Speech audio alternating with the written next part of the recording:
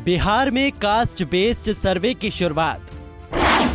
2 चरणों में होगा जाति आधारित गणना। पहले मकानों पर लिखी जाएगी संख्या, फिर 10 कॉलम में देनी होगी जानकारी। बिहार में जातीय जनगणना के शुरू होते ही गरमाई सियासत। ये लोग नहीं चाहते हैं। दिक्कत ये लगता है बीजेपी को कि भाई गरीब लोगों का उत्थान हो जाएगा।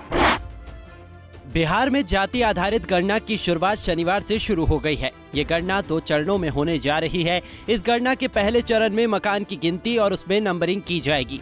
इसके बाद अगले चरण में जाति, पेशा और अन्य तरह की जानकारी इकट्ठा की जाएगी। मुख्यमंत्री नीतीश कुमार ने ये साफ किया है कि इससे ये मालूम होगा कि बिहार में कितनी जातियां निवास कर रही हैं और उनकी आर्थिक और सामाजिक स्थिति क्या है। बता ही दिया है कि हम लोगों ने तो सबकी सहमति से किया, सारे पार्टियों केंद्र से भी कहा कि जाति आधारित जनगणना कराइए, लेकिन वो तैयार नहीं हुए का राज्य करे तो हम लोग तो करवा रहे हैं और एक एक चीज करवा रहे हैं। आप अच्छी तरह जान लीजिए कि न सिर्फ जाति के आधार पर लोगों की गिनती गणना करवा रहे हैं, बल्कि उनकी आर्थिक स्थिति क्या है यह भी जानने का भी करवा रहे हैं, ताकि ये भी तो पता चले कि भाई कितना लोग गरीब है, उसको कैसे उसको आगे बढ़ाना है। तो इन सब चीज़ों के लिए भी तो हम लोग कर रहे हैं ना। और जब सब चीज़ रिपोर्ट होगा तो हम लोग उसको पब्लिश करेंगे और जो काम हमसे संभव है करेंगे और दूसरा केंद्र को भेजवा देंगे कि आप देख लीजिए भाई केंद्र का काम क्या है, पूरे राज्य को न विकसित देश को ना। तो कोई राज्य अगर पीछे है तो उसको आगे नहीं बढ़ाइएगा, तो ये सब बात भी हो जाएगा। तो इसलिए खाली हम जातीय गणना सिर्फ नहीं करवा रहे, हम उनकी आर्थिक स्थिति का भी अध्ययन करवा रहे हैं। सब तरह से लोग जान जाएगा, हर जात का, ये नहीं कि कोई पर्टिकुलरली नीचे का। वहीं जातीय जनगणना को लेकर डिप्टी सीएम तेजस्वी यादव ने कहा है कि आज से जातीय जनगणना की शुरुआत हो रही है, जिसे कास्ट बेस्ड सर्वे का नाम दिया गया है, जिससे हमारे पास साइंटिफिक डेटा होगा। उसी हिसाब से जरूरी और कल्याणकारी योजनाएं बनेंगी। बेवकूफ़ी वाली बात को फायदा है, इससे बेवकूफ़ी वाली बात है। उन लोगों को कुछ समझ में आता है नहीं, कुछ भी बोलना है, विरोध करना है तो वो करते रहते हैं। साइंटिफिक डाटा क्यों नहीं होना चाहिए किसी के पास? हमारे राज्य के लोगों की क्या स्थिति है, क्या हमें नहीं पता होना चाहिए?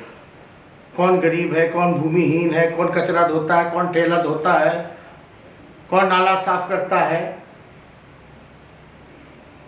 कौन से समाज की बुद्धानीय स्थिति है, कौन पिछड़ा है, कौन गरीब है, ये पता नहीं होना चाहिए। जब पता ही नहीं होगा तो आप कौन सी दिशा में काम कीजिएगा? तो डेटा तो हमेशा से फायदा करता है, लाभकारी होता है। इतना तो कॉमन सेंस भाजपा के लोगों को होना चाहिए। तो ये लोग तो पिछड़ा विरोधी, दलित विरोधी, इन लोगों की गरीब विरोधी मानसिकता है ही शुरू से। ये लोग नहीं चाहते हैं। दिक्कत ये लगता है बीजेपी को कि भाई गरीब लोगों का उत्थान हो जाएगा, मुख्य धारा में जो अंतिम पैदान पर समाज जो है मुख्य धारा में आ जाएगा, उनके लिए कल्याणकारी योजना शुरू हो जाएगी। तो ये सब तो अमीरों की पार्टी है ना। इधर जातीय जनगणना पर विपक्ष ने हमला किया है। नेता प्रतिपक्ष विजय सिन्हा ने कहा कि ये सोचने की बात है कि 1931 के बाद आजाद भारत में किसी सरकार ने जातीय जनगणना की आवश्यकता क्यों नहीं समझी। मोदी सरकार बनने के बाद मानो जाति फैक्टर धीरे धीरे कमजोर होने लगा, लोग विकास की बात करने लगे। तब क्षेत्रीय दलों का जातीय आधारित राजनीति खतरे में पड़ गई और वो फिर से समाज को आपस में लड़ाकर अपना उल्लू सीधा करना चाहते हैं। मुख्यमंत्री जी, हम भारत के अमृत महोत्सव 75 साल का सफर तय कर चुके हैं। बहुत लोगों ने अपनी सत्ता राजनीति के लिए अधिकार की बात किया, लेकिन जब हम शताब्दी वर्ष मनाएंगे तो अगला 25 वर्ष सामाजिक सद्भाव, सबका साथ सबका विकास का भाव हो। आज 75 वर्ष की आज़ादी में कोई जातीय जनगणना की बात क्यों नहीं किया? 1931 के बाद जातीय जनगणना क्यों नहीं हुआ? आज आप ये बता दें कि देश के प्रधानमंत्री ने जब सभी कमजोर तबका के लोगों के लिए जनधन योजना, उज्ज्वला योजना, शौचालय योजना, आयुष्मान भारत योजना, कई दर्जनों योजना शुरू की, अकाउंट में पैसा जाने लगा, भ्रष्टाचार पर अंकुश लगने लगा। और जब लाल किले से उन्होंने घोषणा किया कि हम भ्रष्टाचारियों को भारत मुक्त, भ्रष्टाचार मुक्त भारत बनाएंगे, लोहिया जी, गांधी जी, जयप्रकाश नारायण जी, आज पंडित दीनदयाल उपाध्याय जी ने आपको जाति विहीन समाज, और भ्रष्टाचार मुक्त राष्ट्र बनाने का जब बात किए थे, तो आप उसकी बजाय जो आपके बड़े भाई ने जातीय उन्माद पैदा कर करके जातीय नरसंहार कराते थे, उसी पथ पर क्यों बढ़ गए?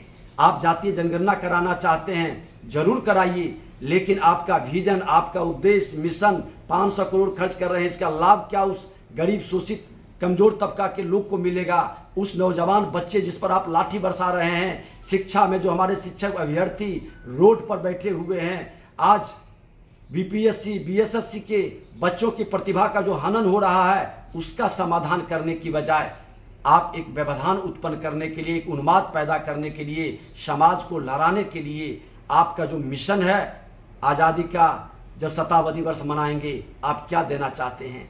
बिहार को बकस दीजिए, दोनों भाई 32 साल से क्यों नहीं करवाए थे? अब बिहार को जब विकास की गति बढ़ानी है, तो आप सत्ता प्राप्ति के लिए फिर एक बार बिहार के वातावरण को प्रदूषित करना चाहते हैं, बिहार में अशांति लाना चाहते हैं, उन्माद पैदा करना चाहते हैं। इसलिए पहले पूरा विजन बनाइए। 5 करोड़ लोग जो बिहार से बाहर है, उस बिहारी के बारे में भी चिंता कीजिए, क्यों पलायन किया, कौन से जिम्मेवार लोग हैं, किसके कारण बिहार छोड़ना पड़ा, उनकी भी जनगणना कराइए। आपसे आग्रह है कि पूरे विषय पर एक सभी पार्टी का एक बैठक बुला करके उस पर गहन विचार करिए, प्रबुद्ध लोगों का विचार लीजिए, और तब आप फाइनल एक उसका फॉर्मेट बना करके शुरुआत करिए।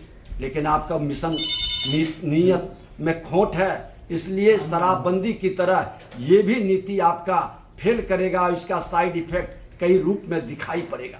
जातीय जनगणना को लेकर सभी दलों की अपनी अपनी दलीलें हैं। एक और महागठबंधन के नेता इसको विकास से जोड़कर देख रहे हैं, तो वहीं दूसरी ओर विपक्ष का कहना है कि इससे समाज में दरार पड़ेगी। अब आने वाले वक्त में ही पता चल पाएगा कि बिहार के लोगों को इससे कितना लाभ मिलता है।